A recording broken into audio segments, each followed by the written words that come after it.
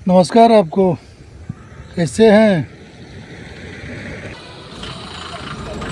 और ये देखिए कि अभी हम नदी किनारे बैठे हुए हैं और बड़ा आनंद लग रहा है, बड़ी खुशी हो रही है। आप लोग भी प्रातःकाल का आनंद ले रहे होंगे। मित्रों, आज का जो समय है वो मिला जुला सा है, मिक्स समय है।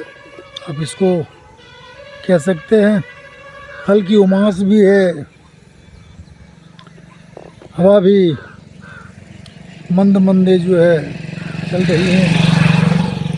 प्रातःकाल का समय है, चारों तरफ खुशनुमा माहौल,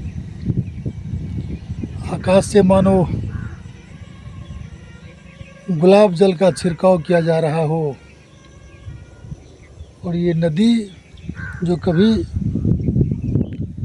अपने रौद्र रूप के लिए प्रसिद्ध थी, ये देख रहे हैं कि जहाँ हम बैठे हुए हैं यह कैसा भाग्य है। इस होकर के ये पानी जो है निकल जाता था और इस एरिए में जहाँ हज़ारों एकड़ की ज़मीनें हैं, जब धान की फसलें लगाई जाती थी, रोप होता था, तो सारे खेतों में पानी भर जाता था, इतनी उफान आती थी और ये बाढ़ इलाका माना जाता था। और यहाँ जो है लोग जब धान की बुआई करते थे उस समय में एक बार नहीं, दो बार नहीं, 3 बार तक जो है धान की फसलें बर्बाद हो जाती थी। और कई बार लगाना पड़ता था। एक बार जो प्रथम बार रोपाई होती थी, फिर इस नदी में बाढ़ आती थी और पूरा का पूरा इलाका जो है पानी से भर जाता था। 10 दिन, 15 दिन, कभी कभी तो इससे भी अधिक दिनों तक जो पानी उसमें रहता था। अधिक दिन पानी रहने की वजह से धान जो है गल जाता था, सूख जाता था। फिर दूसरी रोपाई के लिए भी लोग बिचर को तैयार करके रखते थे, बीज तैयार करके रखते थे। कभी कभी तो 3-3 बार अगस्त के अंतिम सप्ताह तक भी रोपाई होती थी। आज समय बदला, व्यवस्थाएं बदली और प्रकृति भी अपने आप को बदल ली है। जो नदी आप देख रहे हैं, इससे लगभग सैकड़ों मीटर दूरी पर ये नदियाँ बहती थी और पूरी अपने जो जवानी में आप कह सकते हैं उफान पर थी। बड़ा बड़ा होता था। ये जो बीच का भाग है इसको नल कहते हैं हम लोग। और ये नल जो है से इस पार से उस पार होना भी बड़ा मुश्किल सा होता था मित्रों। और आज देखिए कि ये पानी की स्थिति और ये नदी की हालतें जो है जर्जर की स्थिति में है। लगभग ये नदियाँ सूख चली हैं, सुखाड़ की ओर बंद होने के कगार पर है। इससे लोग बालू से निकल पाता था, इसकी गहराई काफ़ी थी, लंबा चौड़ा था और आज ये मृत प्राय हो गया। प्रकृति भी जैसे जैसे लोग कृत्रिम जिंदगी जीने के अभ्यस्त होते जा रहे हैं, आधुनिकताओं में प्रकृति से दूर होते चले जा रहे हैं। सामाजिक ढांचा ही नहीं, प्रकृति की भी जो व्यवस्थाएं मानो रूट सी गई हैं। समाज की बात करें अगर, समाजवाद तो खत्म हो गई, परिवारवाद भी नहीं के बराबर है। आज हम जो है व्यक्तिवाद की ओर जो है जी रहे हैं। और ये देखें कि प्रकृति की भी स्थितियाँ नदी, नाला, पहाड़, वृक्ष, झरना, ये विलुप्त सा होता जा रहा है हमारे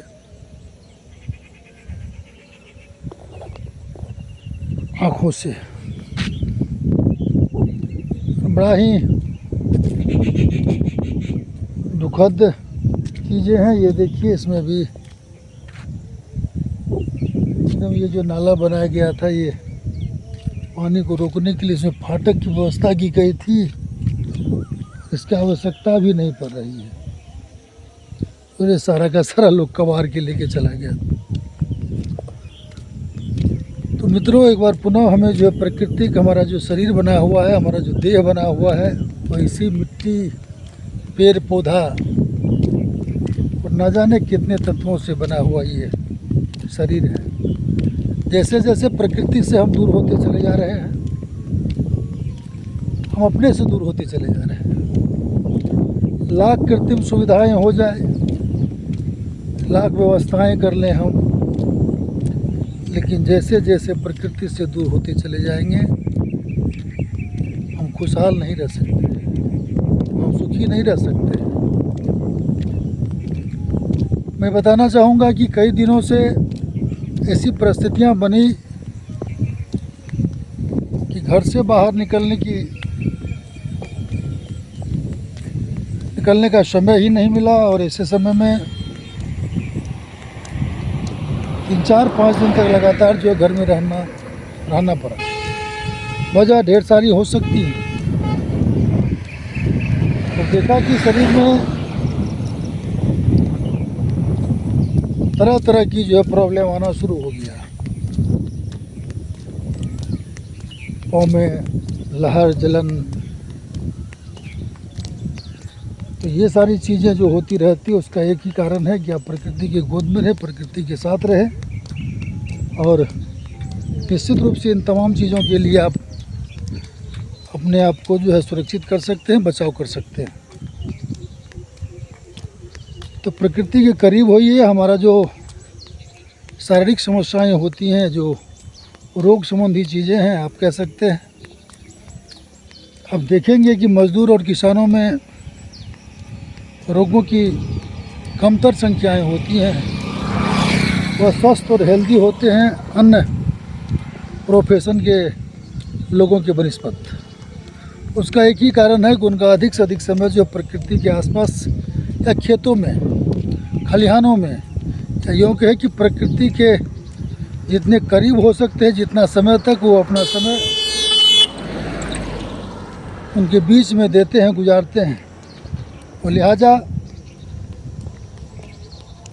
जो भी हो, लेकिन रोग संबंधी चीज़ें जो है, शारीरिक संबंधी चीज़ें जो है, वो कम होता है या ना के बराबर होता है। तुलनात्मक बात अगर करें हम, तो अस्वस्थ होता है।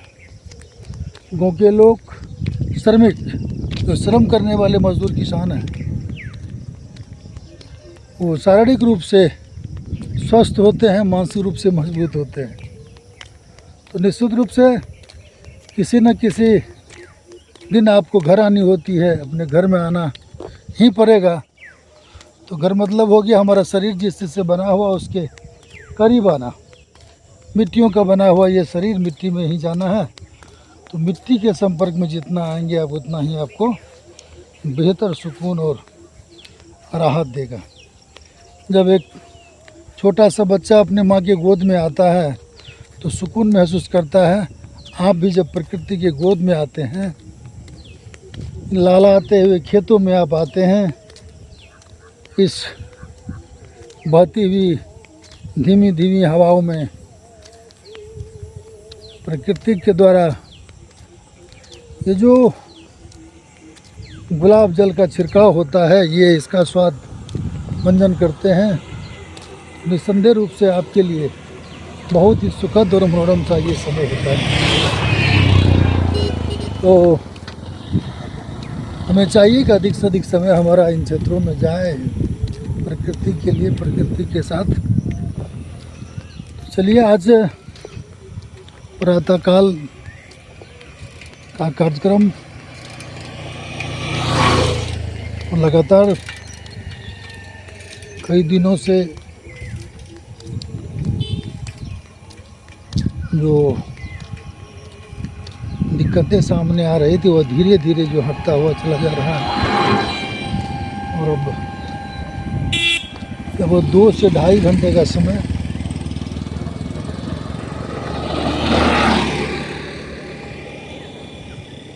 और मैं आपसे विदा लेना चाहूँगा। वापस फिर हम कल मिलते हैं। तब तक के लिए मैं राजकुमार शबरी सुदामा से एक बार आपसे बिछोड़ने का समय आ गया। इस आशा और उम्मीद के साथ कि पुनः हम एक बार मिलेंगे। जय कृषि, जय मशरूम, जय शबरी सुदामा। बहुत बहुत धन्यवाद। नमस्कार। जय हिंद, जय बिहार।